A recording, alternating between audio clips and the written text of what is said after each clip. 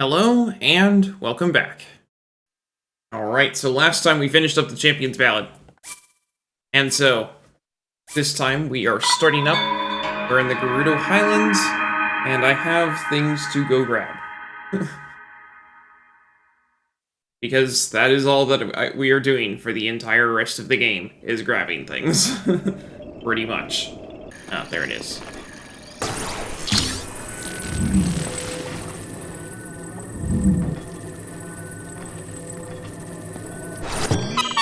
At least that was easy to place.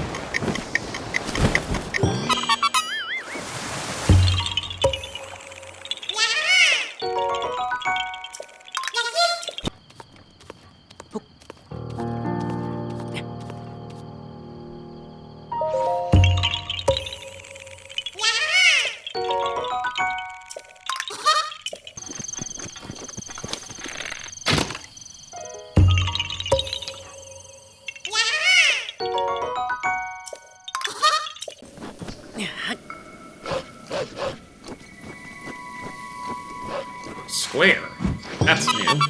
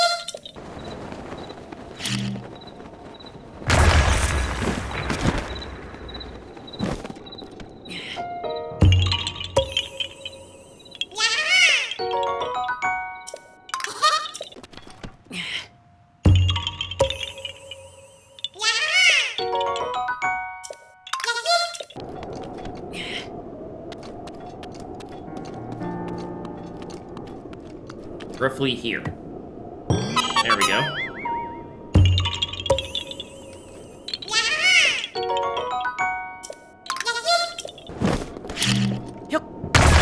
Ow. That's okay.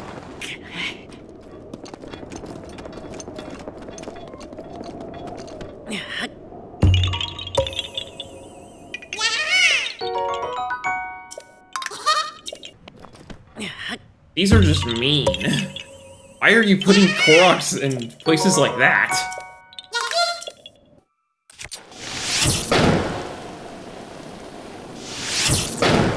Definitely the case.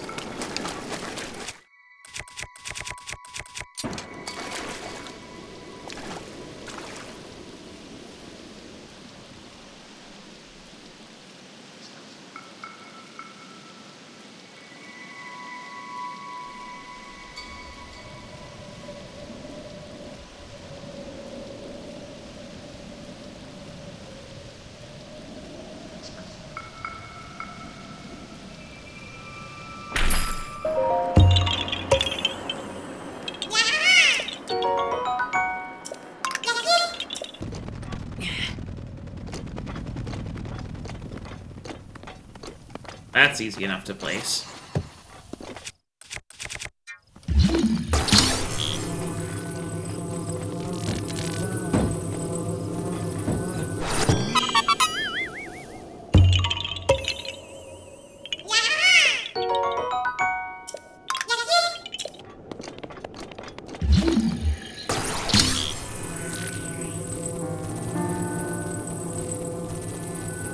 Oh, I see, it's flipped. So...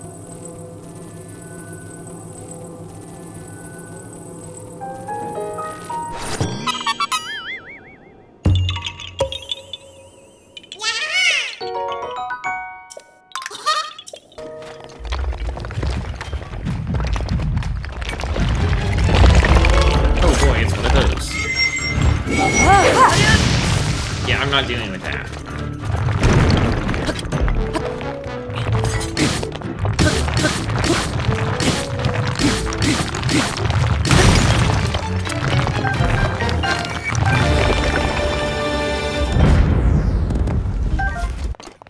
Lysander, you came in after I'd already done basically all of the story, and so my task at this point is just grabbing everything. Oh, this is a blast. Where does this go? Let's see.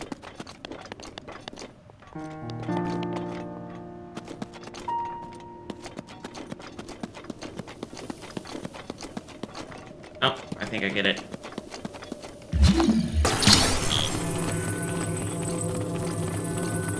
Rivali's gale is now ready.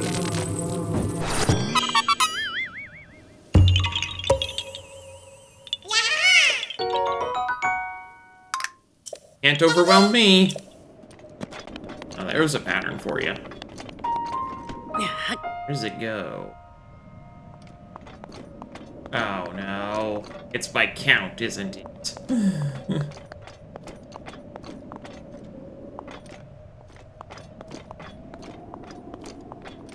Yeah, it is. 1, 2, 3, 4, 5, 6, 7, 8. Oh, wow. Okay. 1, 2, 3, 4, 5, 6, 7, 8, 9. Okay, so this one only had 8.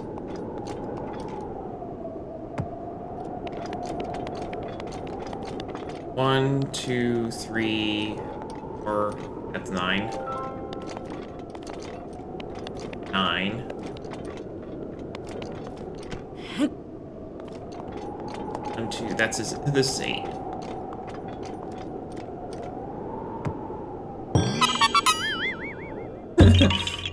That was mean.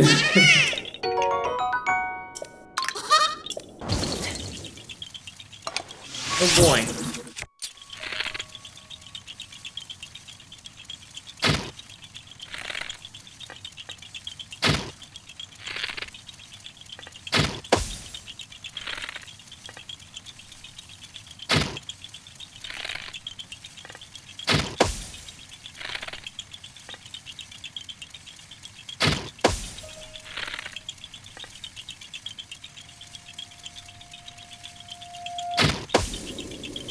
There's a bit of distance between me and them, so I need to leave travel time for the arrows.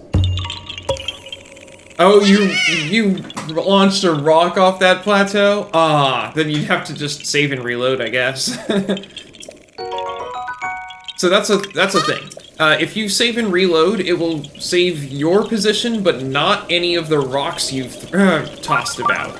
So if you have one of the Koroks where you're supposed to put a rock in the right spot or whatever, and you lose a rock, you can just save and reload and the rock will come back. Up, go down. Good, it didn't kill me. Okay. Well, that's easy to place.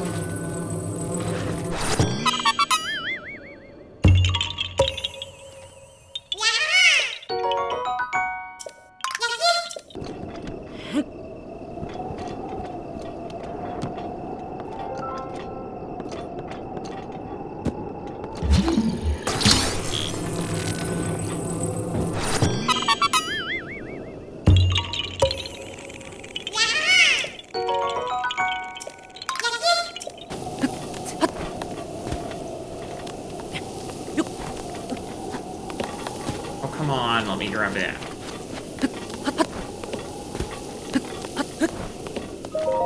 There we go.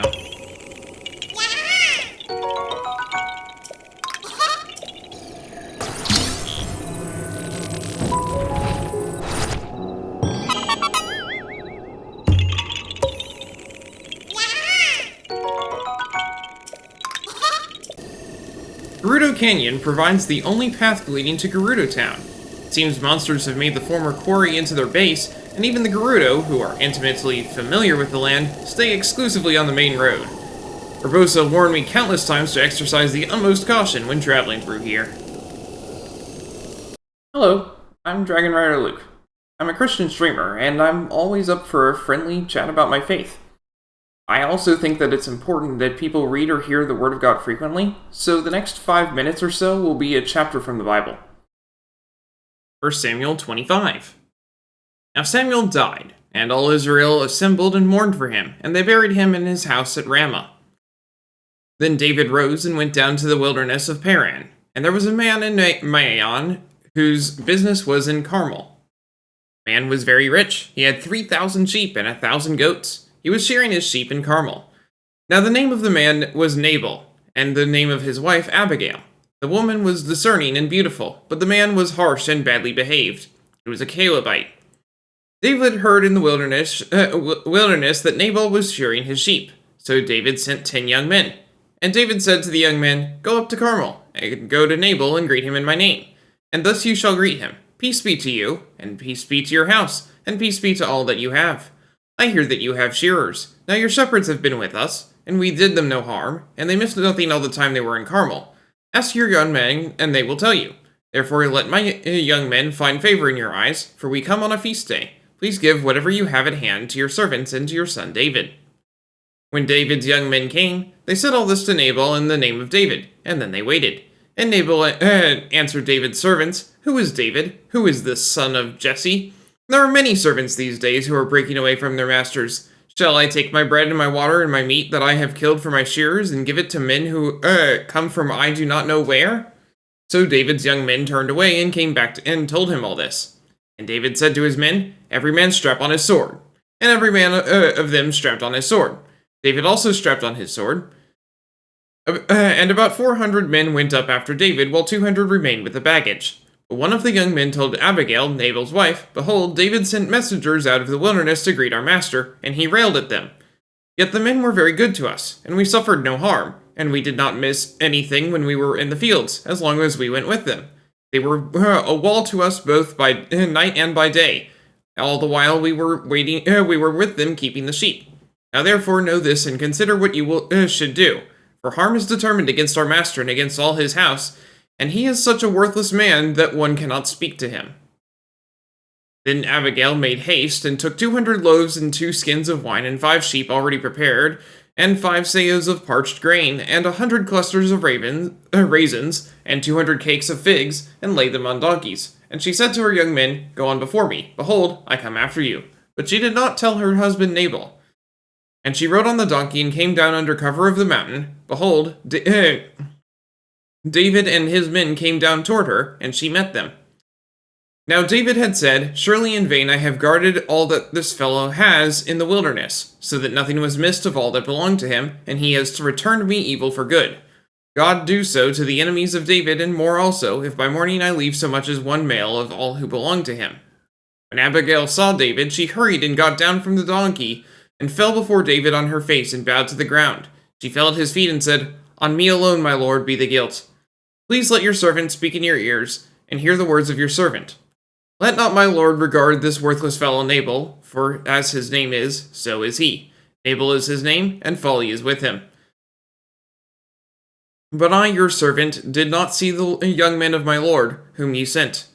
Now then, my lord, as the Lord lives, and as your soul lives, because the Lord has restrained you from blood guilt, and from saving with your own hand. Now then, let your enemies and those who seek to do evil to my lord be as Nabal. And now let this present that your servant has brought to my lord be given to the young men who follow my lord. Please forgive the trespass of your servant, for the Lord will certainly make my lord a sure house, because my lord is fighting the battles of the Lord. And evil shall not be found in you so long as you live. If men rise up to pursue you and to seek your life, the life of my lord shall be bound in the bundle of the living in the care of the Lord your God. And the lives of your enemies he shall sling out as from the hollow of a sling. And when the Lord has done to my lord according to all the good that he has spoken concerning you and and has appointed you prince over Israel, my lord shall have no cause for grief or pangs of conscience for having shed blood without cause, or for my lord working salvation himself. And when the Lord has dealt well with my lord, then remember your servant. And David said to Abigail, "Blessed be the Lord, the God of Israel, who sent you this day to meet me. Blessed be your discretion, and blessed be you, who have kept me this day from blood guilt, and from working salvation with my own hand. For as surely as the Lord, the God of Israel, lives, who has restrained me from hurting you, unless you had hurried and come to meet me, truly by morning there had not been left to Nabal so much as one male." Then David received from her hand which he had brought him. And he said to her, "Go up in peace to your house. See, I have obeyed your voice, and I have granted your petition." And Abigail came to Nabal, and behold, he was holding a feast in his house, like the feast of a king. And Nabal's heart was merry with him, for he was very drunk. So she told him nothing at all until the morning light. In the morning, when the wine had gone out of Nabal, his wife told him these things, and his heart died within him, and he became as a stone. And about 10 days later the Lord struck Nabal, and he died. When David heard that Nabal was dead, he said, "Blessed be the Lord, who has avenged me the insult I received at the hand of Nabal, and has kept back his servant from wrongdoing. The Lord has returned the evil of Nabal on his own head." Then David sent and spoke to Abigail, to take her as his wife. When the servants of David came to Abigail at Carmel, they said, "David has sent us to you to take you to him as his wife." And she rose and bowed with her face to her ground and said, "Behold, your handmaid is a servant to wash the feet of the servants of my lord." And Abigail hurried and rose and mounted a donkey, and her 5 young women attended her. She followed the messengers of David and became his wife. David also took Ahinoam of Jezreel, and both of them became his wives. Saul had given Michal his daughter, David's wife, to Palti, the son of Laish, who was of Galim. May God bless the reading of his word.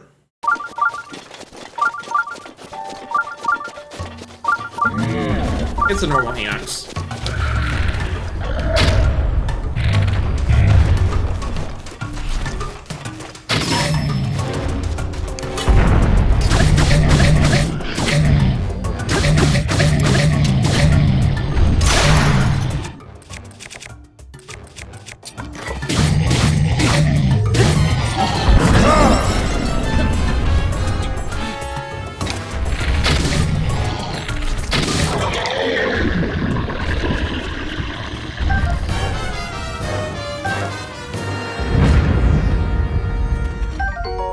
Roasted hearty bass.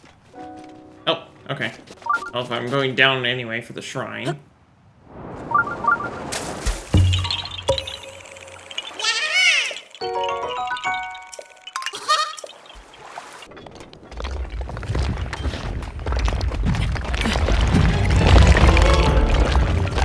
Oh, it's a bad one again.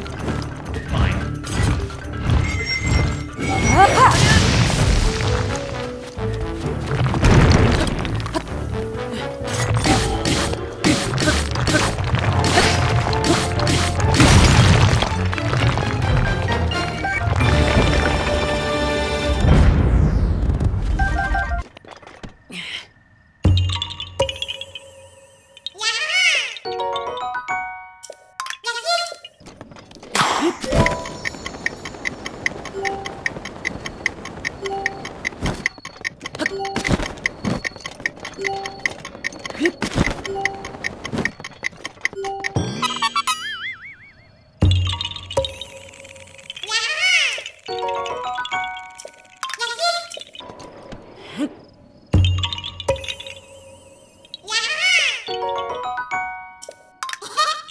Divine Beast Vah Naboris. 10,000 years ago, the Divine Beasts were active, and they, along with the ancient relics, were intentionally hidden away. This was because they were feared due to their astonishing power.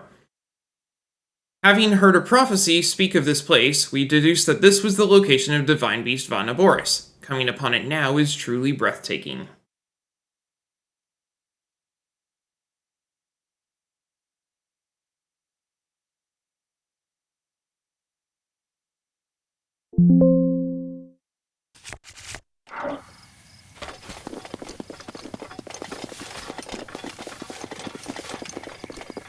So this is where they excavated Vah Naboris. Now I understand.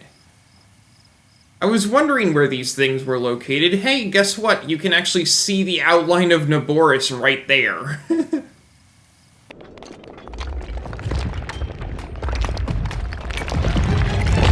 Oh good, it's one I can kill.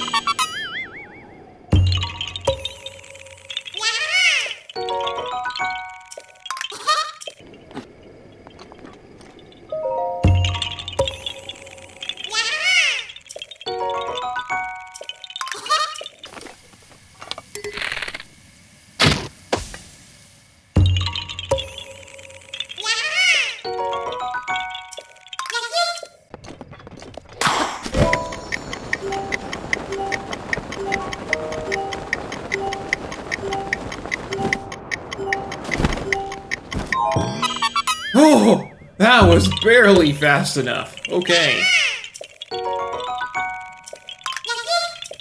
Thankfully, even electric Lizalfos are not immune.